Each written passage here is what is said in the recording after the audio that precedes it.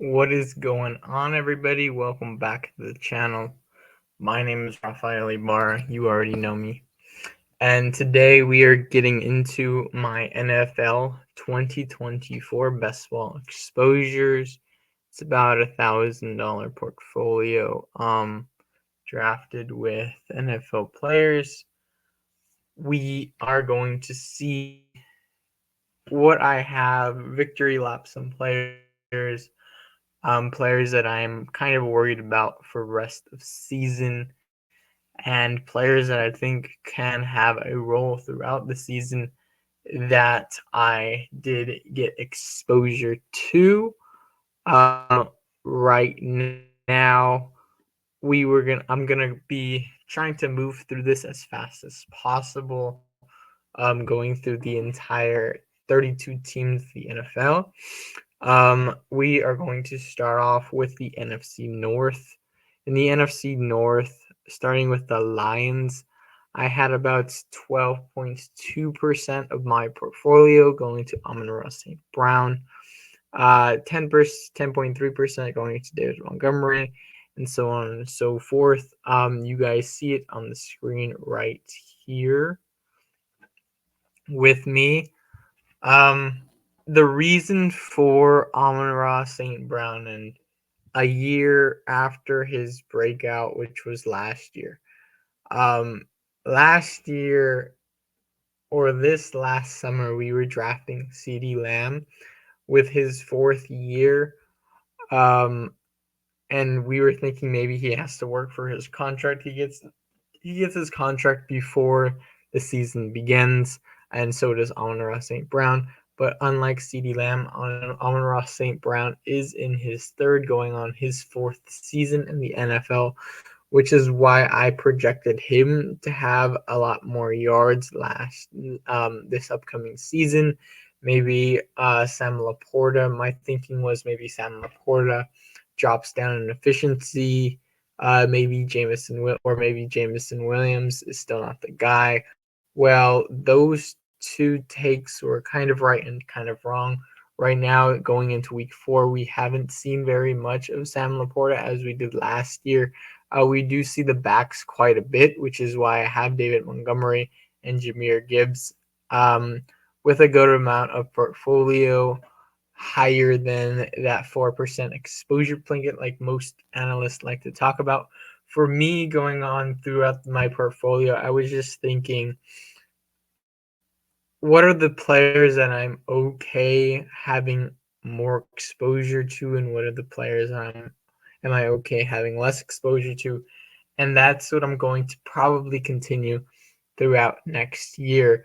Is if I like the player, I'm not gonna get extremely overweight on him, which is something that people tend to have a cap on their portfolio takes, maybe at 20%, 30%, and players that they don't necessarily like, they drop them down to about 3 or 4%, or even less than that, 2%, or even fade them completely. When I was thinking about most players, what had come to mind was, now, if I really like a player, I'm going to get about 15% or more of the player. And if I really like him, I'll probably get about 20%. Next year, I'm probably going to push that to about 25%, maybe even 30% of my whole portfolio.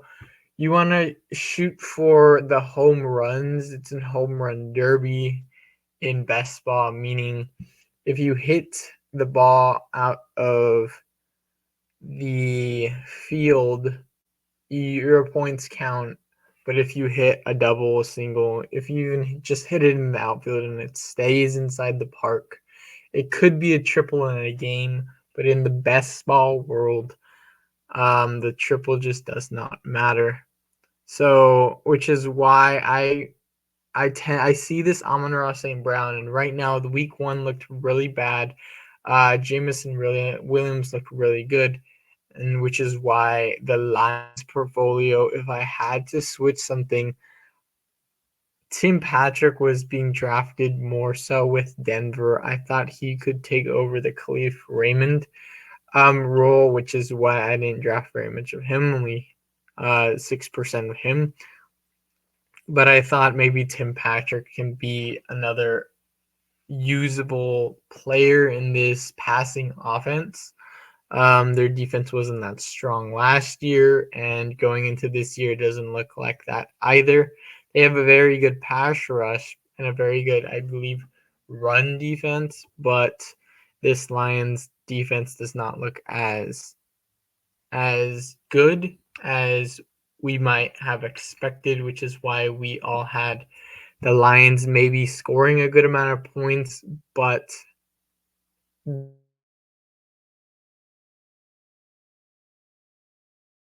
off the field, other offenses off the field because their defense was maybe evolved. I wish I had about 15% Amon Ra.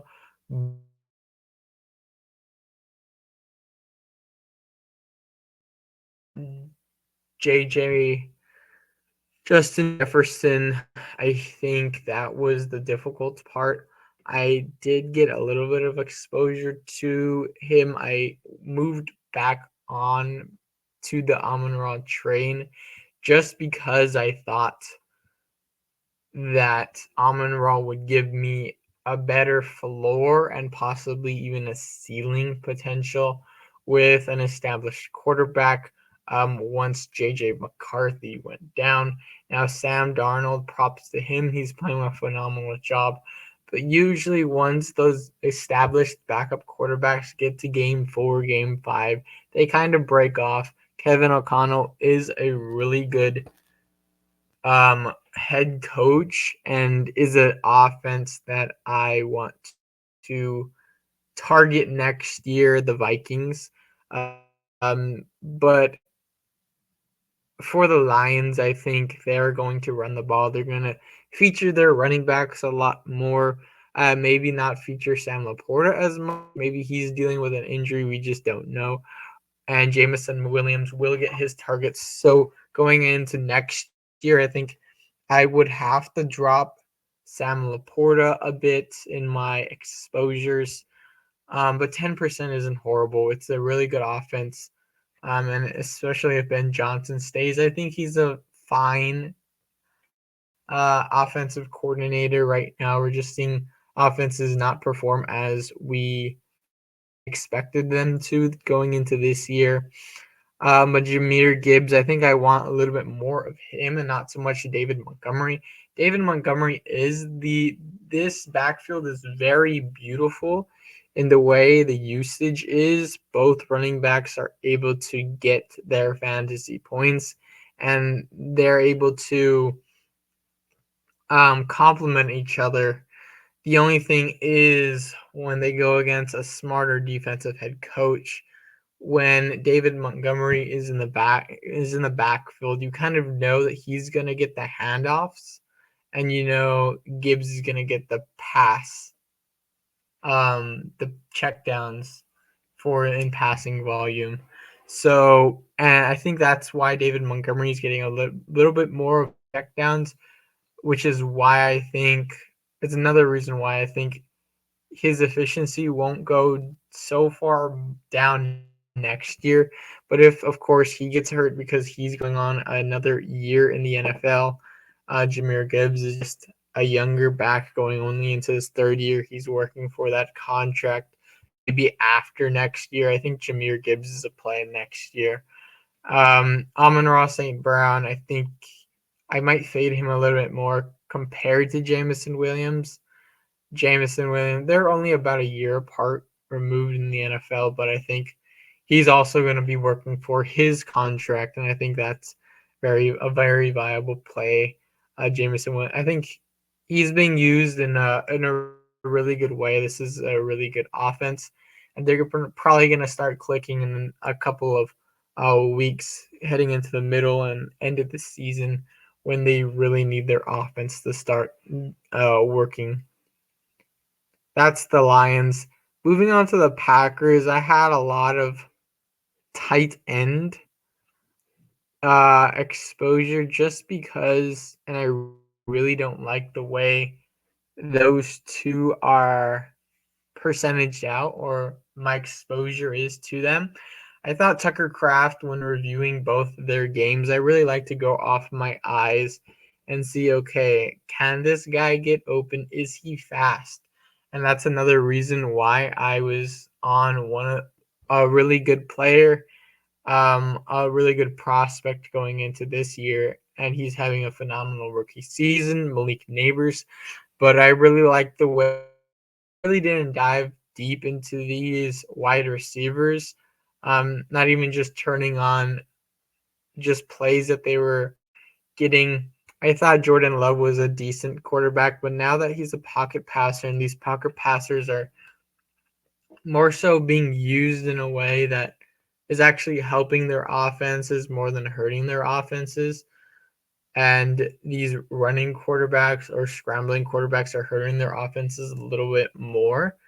Um, I think it opens up the wide receivers, and I think it opens up the tight ends.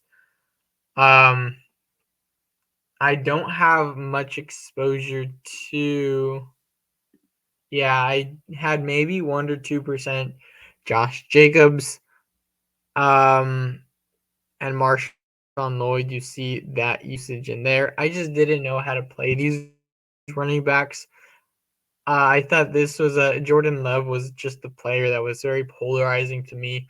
I thought he was more so a Dak Prescott type quarterback with a very good coach as well, like Dak Prescott. I think Mike McCarthy is kind of getting old in that sense, and the NFL is changing, and Matt LaFleur he knows what to put out there in his game plan, and I think it's just the Rams in the north essentially, um, which is why I'm going to be heavy into Jaden Reed this upcoming season, Dontavian Wicks, and Christian Watson. I did have a lot more Romeo Dobbs than everybody else. I just thought he's going to, and I just heard that he's going to just stay onto the field a lot more than these other receivers. And these other receivers are going to be kind of used in a way that they are just rotated in and out.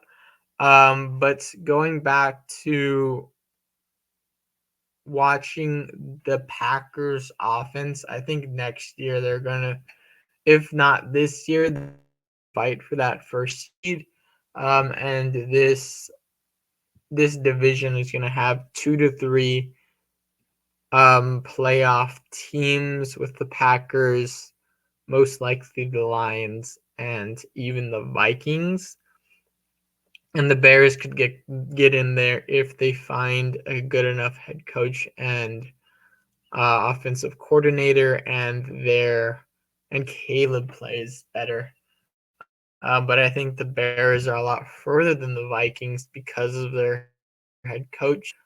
And I think it's a very good indicator of how good an NFL team will be going into the next couple of years. But Tucker Craft, I just thought he was more athletic than Luke Musgrave. Had a lot more plays, just had that burst. Jaden, another guy I'm going to target next year. He's that young Deebo Samuel in a very efficient offense, like I was saying a bit earlier. He's going to have a breakout season going into his third year next year. We just want to bet on the good players in really good offenses that know what the hell they're doing. And I think Jordan Love is a perfectly viable candidate to get 10 plus wins next year to help his team score lots of points at the quarterback position.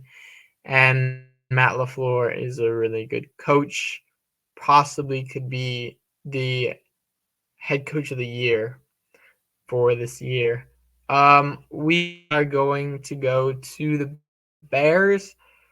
This is just a team that I kind of fumbled on.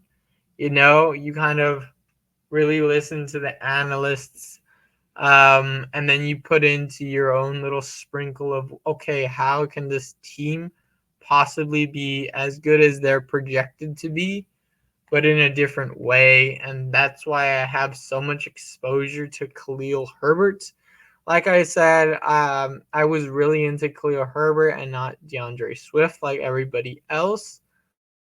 But actually not into DeAndre Swift and tried to go a different route. Um, and I thought this offense was going to be at least decent. Shane Waldron did have a decent offense last year, but maybe Pete Carroll's defense was actually keeping them from losing more games. And I don't think that Eberflus's defense is all that bad. I just think with the rookie head coach, with so many new players on this offense has to take time to gel. And they went into this season kind of like, okay, we have the number one pick. We surrounded him with good talent. We're just going to let these guys go out there and play. And I think that moving forward, they're going to the Bears GM and Nick not Nick Foles, but Poles is going to really think about this head coaching and offensive coordinator position, and he's going to actually help Caleb hopefully moving forward with this team, and they're going to start gelling also for next year. I think the Vikings could be a team though that keeps the Bears out of the playoffs next year. I think they're just going to have a better head coach. If that defensive coordinator stays, they're going to push for 10 plus wins. This NFC North is just a division that you want to be in for next year. These are my exposures, though, for this year. Like I was saying, right here it says NFL 2024 NFL Best Ball Exposures. I just thought Caleb was in a decent spot when being drafted. The Roshan Johnson was a click that was more so earlier in the season. Everyone was more so on Roshan than Herbert. I really didn't get into the players and how good they were, but Khalil Herbert, when they were by themselves, I think Herbert was the player that was getting most of the carries, and Roshan was more the check down, third down back to pass block. Last year with Fields, I think Romo Dunze, he's talented, but I thought I had more than I thought. But I thought more would be Caleb's guy, just because they signed him to a bigger contract, even though they drafted Rome really high and brought Keenan in.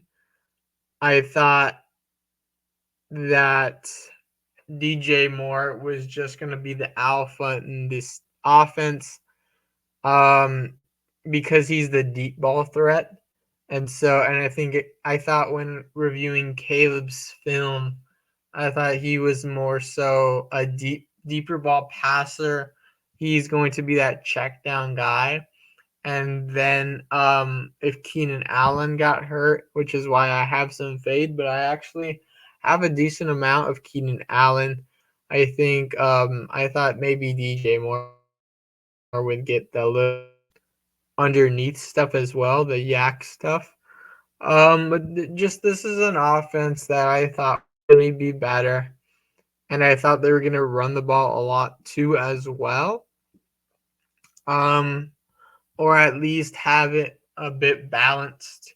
This team is now always behind, and I think this is going to move forward in the coming months. and maybe at the end of the season when we need them the most in best ball, then's when they shine. But it's now more likely that they don't help us advance, but that we watch them to see what they do for next year.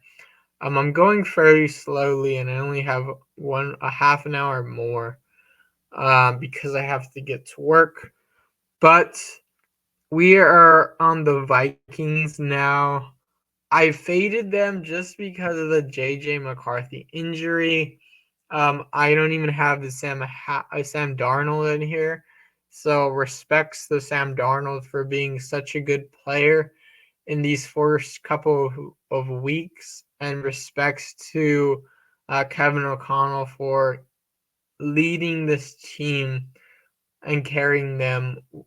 They do have good skill position players, but 6.4% Addison and 5.8% of the best wide receiver in the NFL and Justin Jefferson. I just don't think that's enough for how talented this offense is actually.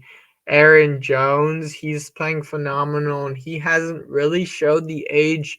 My concern was hit with him was if McCarthy had played or stepped into the role after week 4, week 5, or week 6 after their bye week, that Aaron Jones probably would have gotten hurt or something, which is why I kind of balanced that Minnesota backfield. But I also didn't think that the Vikings were going to be as good as good as well coached this season, even though they had the players. There's two analysts that really liked both Addison and Jefferson that I really have a respect for. Um, but once McCarthy went out, it was me. I was getting into once I was seeing the film, how he was going through his progressions, how comfortable McCarthy was in the pocket, how he was delivering the ball on target in camp. But once he got hurt after that first preseason game, it really I really went back to where I was drafting the Vikings, and that was not very much at all. Moving on to the NFC South, this was a weird division for me. I didn't think.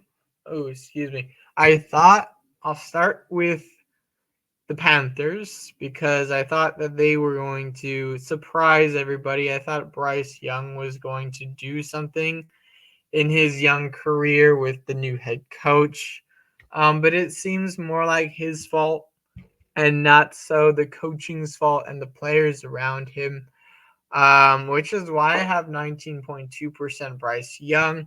I thought he was just a very good, especially because his size really didn't concern me because he was so good in the D1 level in California football and so good in D1 at Alabama football. But I guess the NFL is so much better than these two highly highly established NFL organizations, or like NFL groups that or football groups, that the NFL is just so far ahead of, like, um excuse me, college football and high school football, that I didn't know Bryce was going to be this far behind. I think if he just calms down, goes through progressions, I think he just takes too long to read defenses and not react to defenses. And he's probably just not prepared enough going into games, not keying on one receiver as a young white as a young quarterback should. Um, I thought Xavier Legette was fairly priced, 24% of Leggett. I had him all the way up to 31%. Earlier in the season, I tapered him off just because I thought, okay, this is a projected team to have 5.5 wins, if that. 4.5 wins by Vegas. They're clearly the smart people in the room, and it's not me. I was thinking the Panthers could at least get 9 wins. I thought their defense was going to be better.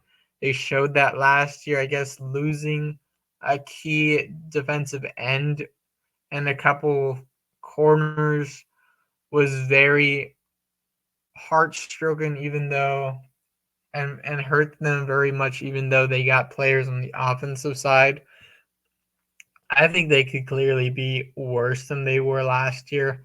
But now that Bryce is on the bench, he could be benched for probably half the season. Maybe he's back out there with 10 games. I thought he was going to be benched if he was bad, more so at the end of the season. But this coaching staff did not give him the chance on the field. Maybe they want to work with him more off the field, um, more in the film room. I think he's a fine athlete. He's not the fastest athlete. He doesn't have the biggest arm. But if he can just get the ball out of his arm and to the players at the correct spots, I think he's going to be not a Brock Purdy, but at least a downgraded Brock Purdy. He was taken first overall, so that was the expectation for Carolina. But this is another team that I like the Bears. I whiffed on. I mean, they weren't going very high. But instead of 17.9% Deontay Johnson, I think the Tennessee Titans look like the old Carolina Panthers of last year. Bad quarterback. Head coach question marks, but their defense is going to keep them in games. And they have a clear number one wide receiver, older wide receiver. So I think I had no Calvin Ridley. That was like one of the biggest fades I had. He was in the fourth, fifth, sixth round-ish. I think more so a sixth round, but there was a lot of players in that sixth round that I really liked. And there was a couple players that I just faded, and I really have to go and see the boards. But if I could switch a percentage of my portfolio for another player, it would be from Deontay Johnson to Calvin Ridley. It's just I had more conviction than most people in Bryce Young. I thought the head coach would have been an upgrade, and I thought that this an upgrade as well. Maybe if Bryce gets out there week 10, week after their bye week in week 11 and week 12, giving him another 6 games of tape, and he looks at least decent, they give him another chance going into next year. But if he can rattle off some wins at the after their bye week, maybe he's a play that maybe my portfolio goes off, and maybe I have some decent exposure, and maybe my exposures pay off. Maybe not at the percentage of that they're at, but maybe a little bit better. The Tampa Bay Buccaneers. I wish all the wide receivers. I wish Mike Evans and Chris Godwin were in different areas. If Mike Evans was going in the range of Terry McLaurin, T. Higgins, I would 100% have about 16.7% Mike Evans. He was the clear number one in that offense, which is why he was drafted so high.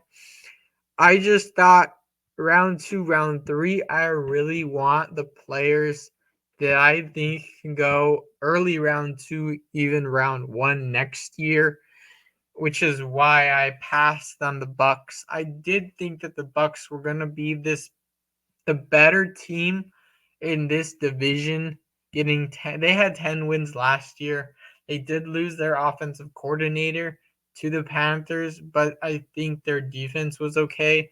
Now their defense does get injured going into the first part of their game, their first game, which puts more pressure on Baker as a quarterback, and that's not what Baker is. Players like Baker are like the Russell Wilson, more so in his early years and his prime, where he needs a defense and just some players on offense for him, but really needs a really good defense to keep him in games. Baker's not going to win a shootout. He's not going to win a game. He's not going to win 35 to 42 or 42 to 35. Like my dad says, and it's a really good quote that he had when we were playing football, flag football. He said, if the offense can score a touchdown a game, he was the defensive coach, and he said, if the offense can score a touchdown a quarter and my defense can keep the other team to a touchdown a half, we're going to win games. I think Jim Harbaugh probably has that philosophy in his defense. I think Mike McDonald, the Seahawks head coach, I think he also has that philosophy as well, which is why Seattle's doing very good. They're not going back to the Bucks. I thought that they were going to easily get probably 9 wins, which is why I thought I'm too young to bet the overs and unders for seasons, but I just thought that 9.5 wins was doable for this Bucks team that performed, that could get on a hot streak early in the season. With Baker Mayfield get early wins against teams that I thought weren't as good. And that was clearly not the right decision. In my mindset, I mean, I would rather have 9% across the board for all of these players, 9-10% then 2% or 5% and under, with only the wide receiver 3 on this offense having over 15%. Jalen McMillan, he was just a wide receiver that was talked about very well in the offseason. And I thought just he was going to have an established role like Andre Yoshivas is having in Cincinnati. Cincinnati's not having wins, but at least they're giving him the ball, and which is good for fantasy. Jalen McMillan's just not getting the ball. And these wide receivers aren't getting 10 plus targets or receptions a game like Mike Evans was last year. And these touchdowns just aren't coming yet.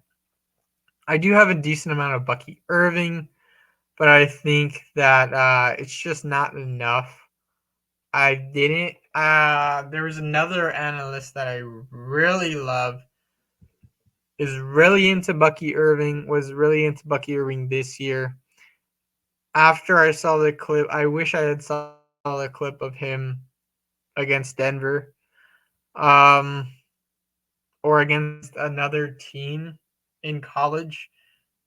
Do that what he did to Denver, and I would have been on him. He shows explosiveness, which is key in the NFL. Fast players on good teams, that have like a good coach to get them the ball. But I thought that Rachaad White would take just the bulk of carries, but I also didn't think Rachaad White was going to be very well, which is why I have 2.6% of Rachaad White. But that was the Bucks. I'm going to move on to the Saints. Week 1 and week 2 did scare me for these Saints. I'd give you that. 1.9% Alvin Kamara. Um, and 2.6% Chris Olave. I think this Chris Olave will hurt me the most out of most of the wide receivers that were going in the second round. Um, he could be going in about the same range he was this year.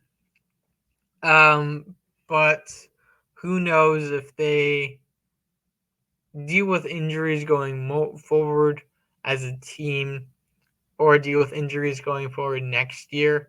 I think I do want more of the Saints, like Rashid Shaheed, and if Alvin Kamara and this offensive coordinator stays, I would like more Chris Olave, Alvin Kamara, Rashid Shaheed, but I don't think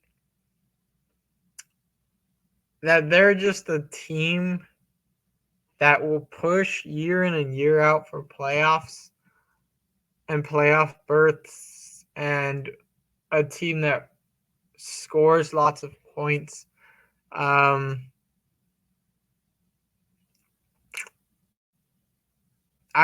just am not a Saints believer. I think it was more so the brainwashing of is this head coach good or not. I think he clearly does have a game plan for offenses.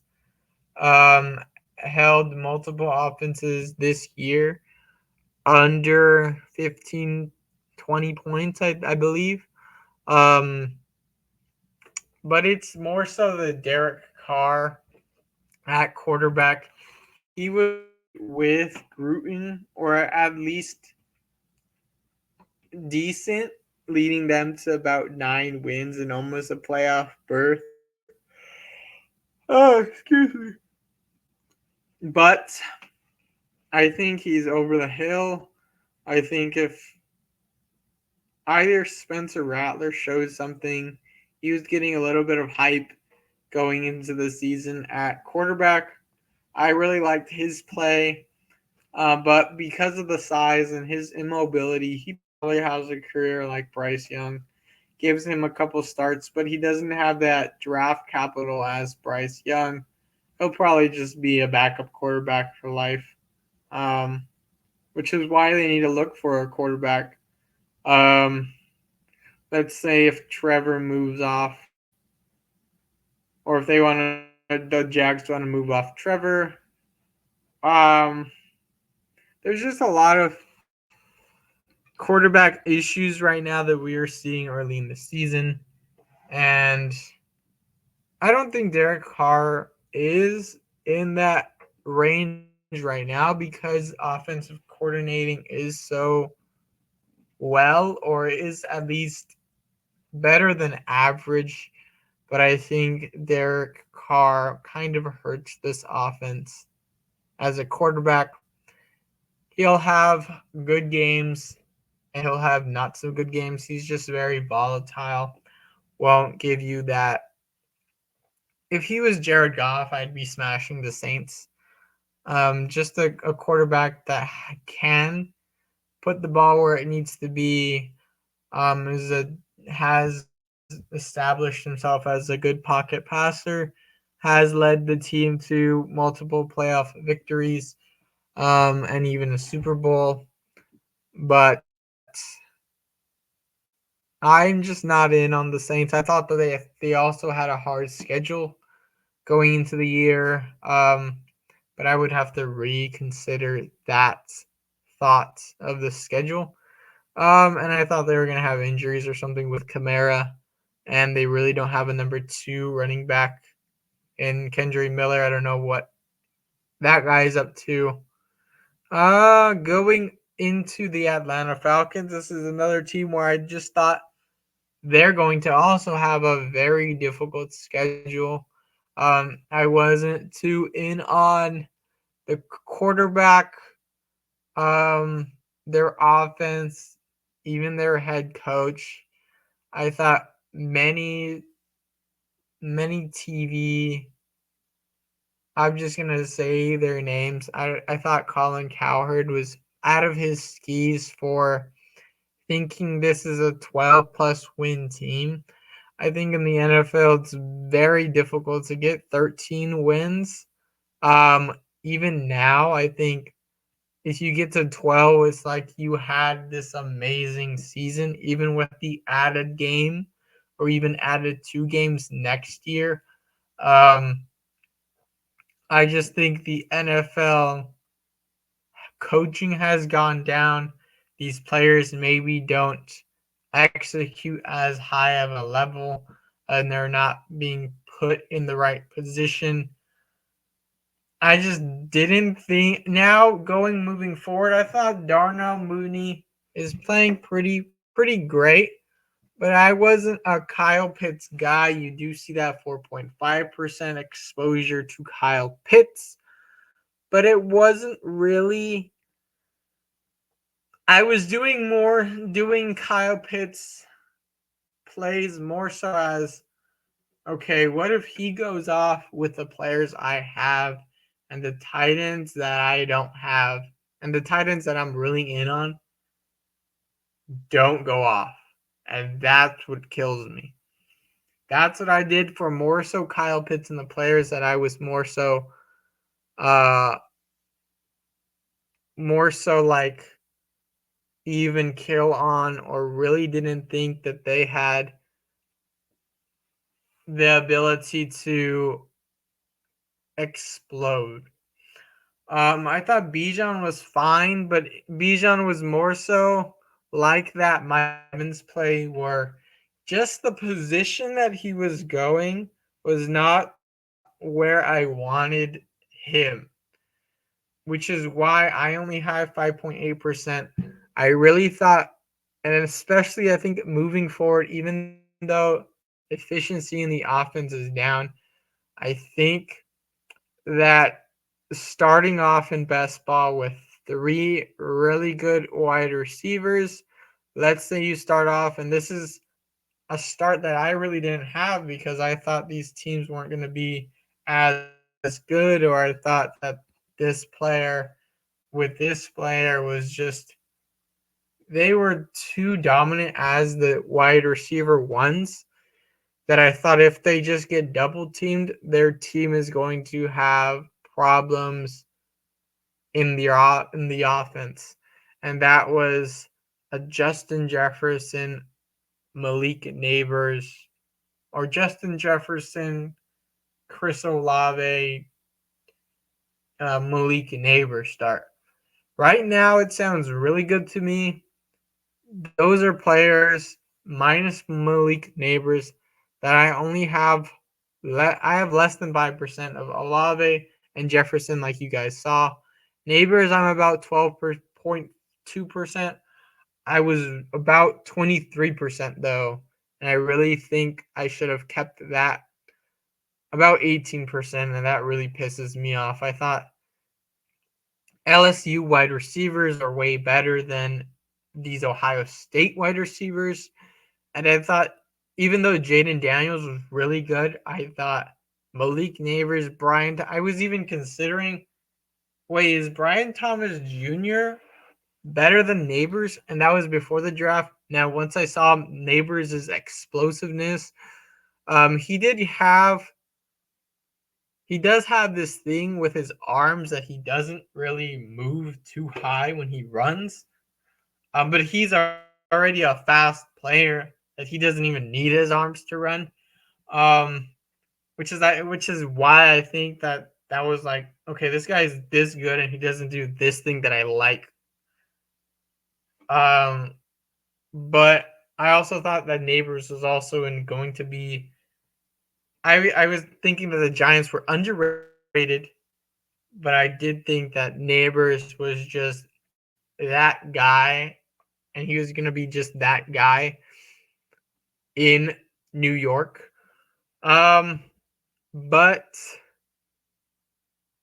going back to the Falcons, Bijan just wasn't. I was not trying to start heavy RB if it wasn't CMC or like hero RB in the first round when they only have to jump 4 or 5 players and not 10 or 11 players. Let's say like a James Cook that could clearly be in the top 2 rounds next year, like a Kenneth Walker that can probably be in the top 3 rounds next year. If the Rams are healthy, Kyron Williams can be a top 2 round running back next year. I just, like I said, again, Bijan, he's a big back. People were like, "Oh my God, he's generational." I'm just now gonna rethink when people say they're generational. Um, really get into the film and really look at what I do and don't like. I thought that my projection on this offense, they have one decent wide receiver in Drake London, but I wasn't really into him. I thought he was overpriced. Um, I thought if he got enough, excuse me, if I thought if he got targets, it would be like 8 or 9 a game. But for like less yardage, it's like 6 or 7 a game for the same amount of yardage. I thought so. That's even worse. I just don't think that they have that offensive head coach, or an offensive mind genius in Atlanta. I think they need another wide receiver. I think that they need help on their O line in their run game, especially.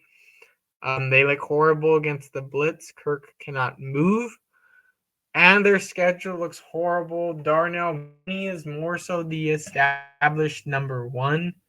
I think that's a hot take, but he is the guy more so deep threat. If you want pass yards in an offense, I think that's the play in best ball.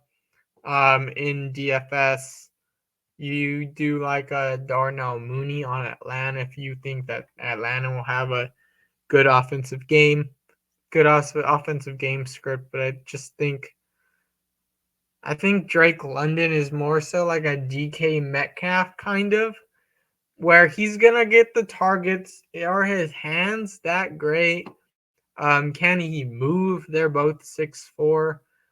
DK is just much more of a bigger wide receiver, but if you put him on other teams, not even on like great teams, but if you put him on the Giants, I think Neighbors is better than DK, and I'm a Seattle fan.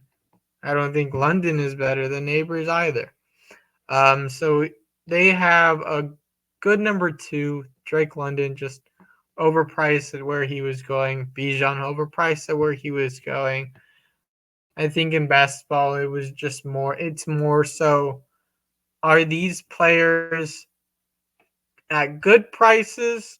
Are at good prices, or are they at really bad prices, or are they at extremely valuable prices?